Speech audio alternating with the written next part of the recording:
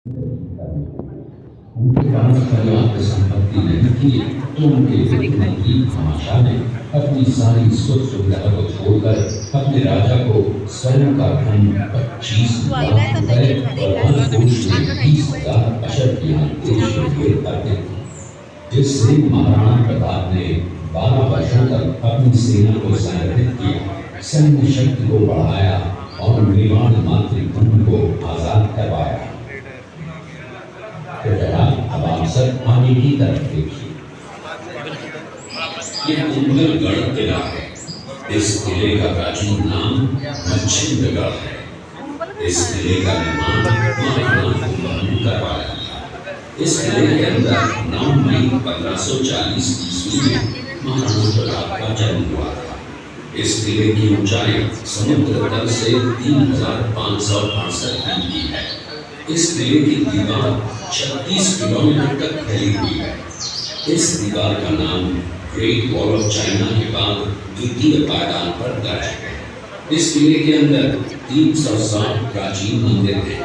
उन मंदिरों में से जग प्रसिद्ध महादेव का मंदिर सबसे प्राचीन है। कुंभलगढ़ किला यहाँ से 65 किलोमीटर की दूरी पर है। कृपया अब आप सब पीछे की तरफ देखिए। ये दृश्य मेवाड़ की प्राचीन राजधानी चित्तौड़गढ़ का है। इसी किले के अंदर महाराणा प्रताप का बचपन बीता था। इस किले की तलहटियों में महाराणा प्रताप ने अपने गुरु से शिक्षा प्राप्त की थी। ये किला 12 वर्ग किलोमीटर में फैला हुआ है। इस किले पर जब भी विदेशी आक्राताओं ने आक्रमण किया और उस आक्रमण में कोई भी राजा व सैनिक वीर गति को प्राप्त कर लेते, तो उनकी पत्नियां वीरांगनाएं अपने सतीत्व की रक्षा करने के लिए जलती हुई अग्नि में कूद प्राणों को त्याग देती थीं, जिसे हम जौहर कहते हैं। चित्तौड़गढ़ में 3 मुख्य बड़े जौहर हुए थे। प्रथम जौहर 1303 ईस्वी में रानी पद्मिनी ने 16,000 स्त्रियों वीरांगनाओं के साथ जौहर किया था, सिर्फ अल्लाउद्दीन खिलजी के कारण। दूसरा जौहर 1535 ईस्वी में गुजरात के शासक बहादुर शाह के आक्रमण के कारण रानी कर्मावती ने वीरांगनाओं के साथ किया।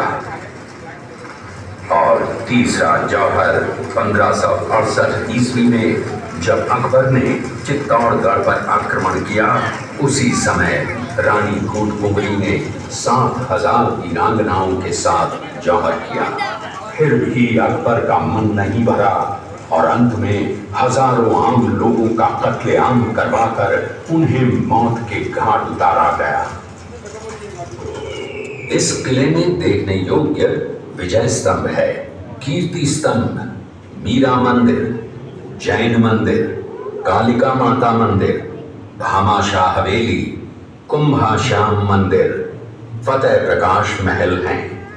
ये किला यहाँ से 140 किलोमीटर दूरी पर है। ये देखते हुए सभी अतिथि आगे की तरफ चलें। शेरपुर गांव का दृश्य है। अब्दुल रहीम खान आना अजमेर का सूबेदार था।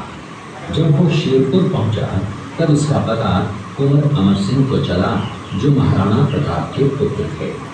अमर सिंह ने शेरपुर छावनी पर अचानक आक्रमण कर दिया। उस आक्रमण में मुगल सेना में भगदड़ मच गई। मुगल सेना को अपनी छावनियों को छोड़कर भागना पड़ा। छावनियों के अंदर से लूटा हुआ माल व अब्दुल रहीम खान खाना, जिसकी बेगम आनी खान को बंदी बनाकर महाराणा प्रताप के सामने पेश किया गया। तब अमर सिंह पर महाराणा प्रताप क्रोधित हुए और कहा, जहां से इस नारी को बंदी बनाकर लाए हो, इसे पुनः सह सम्मान लौटा कर आओ। महाराणा प्रताप ने कहा, हमें नारी से कोई दुश्मनी नहीं है, हमें तो देश विद्रोहियों से दुश्मनी है, जिन्होंने चारों तरफ आतंक फैलाया है। महाराणा प्रताप के आदेश का पालन करते हुए कुंवर अमर सिंह ने उस मुगल नारी को ससम्मान छावनी तक पहुंचाया। इस प्रकार महाराणा प्रताप ने अपने क्षत्रिय राजपूत धर्म का पालन किया और पराई स्त्रियों को मां, बेटी और बहन का दर्जा दिया। ये है महाराणा प्रताप का चरित्र और नैतिक उदारता का परिचय। ये देखते हुए सभी अतिथि आगे की तरफ चले। की रक्षा की थी। उस मां का नाम पन्नाधाय था। पन्नाधाय जाति से गुर्जर थी। वो एक राजकुमार की धाई मां थी। दूसरी तरफ हाथ में तलवार लिए खड़ा ये बनवीर सिंह एक दासी पुत्र है। ये कुंवर उदय सिंह की हत्या करके मेवाड़ की राजगद्दी प्राप्त करना चाहता था। एक रात्रि बनवीर सिंह को मौका मिला। वो राजकुमार उदय सिंह के बड़े भाई विक्रमादित्य सिंह की हत्या करके राजमहल की तरफ आगे बढ़ा। इसकी सूचना पन्नाधाय को लग गई। कुछ समय तक पन्नाधाय चिंतित हुई। तभी पन्नाधाय ने अपने पुत्र चंदन को राजसी कपड़े पहनाकर पलंग पर सुला दिया और उदय सिंह को एक टोकरी के अंदर छिपाकर पत्तों से ढक के महल के बाहर निकालकर गुप्त रास्ते से कुंभलगढ़ भेज दिया। बनवीर सिंह जब तलवार लेकर राजकक्ष में आया तो उसने पन्नाधाय से कड़क आवाज में उदय सिंह के लिए पूछा तो पन्नाधाय ने चंदन की तरफ इशारा किया। बनवीर ने चंदन को उदय सिंह समझकर चंदन की हत्या कर दी और ये समझने लगा कि मैंने राजकुंवर उदय सिंह को मार दिया। वही राजकुंवर बड़े होकर राजा बने और अपने नाम का उदयपुर नगर बसाया जो यहाँ से 40 किलोमीटर दूर है। और उन्हीं के पुत्र महाराणा प्रताप हुए जिन्होंने हल्दी घाटी का युद्ध लड़ा और आज हम लोग उनका इतिहास यहाँ पर देख रहे हैं। ये देखते हुए सभी अतिथि आगे की तरफ चले।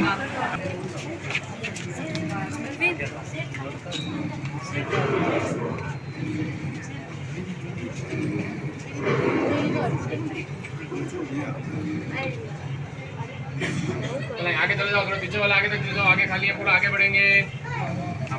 ये घटना महाराणा प्रताप की वीरता को दर्शाती है। एक समय नरभक्षी बाघ का आतंक छाया हुआ था। महाराणा प्रताप ने उस बाघ का शिकार कर उस बाघ को मार डाला। ये घटना महाराणा प्रताप की वीरता की प्रतीक है।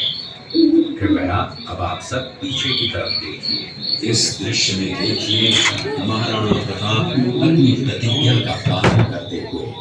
महाराणा प्रताप ने प्रतिज्ञा की थी कि जब तक अपनी मातृभूमि को शत्रुओं से मुक्त नहीं करा लेता तब तक न तो मैं महलों में रहूंगा, न किसी धातु के पात्र में भोजन करूंगा, न किसी गद्दी के बिछौने पर सोऊंगा। पत्ते ही भोजन के पात्र होंगे, जमीन ही बिछौना होगा। इस प्रतिज्ञा का पालन उन्होंने 21 वर्षों तक जंगलों में रहकर किया।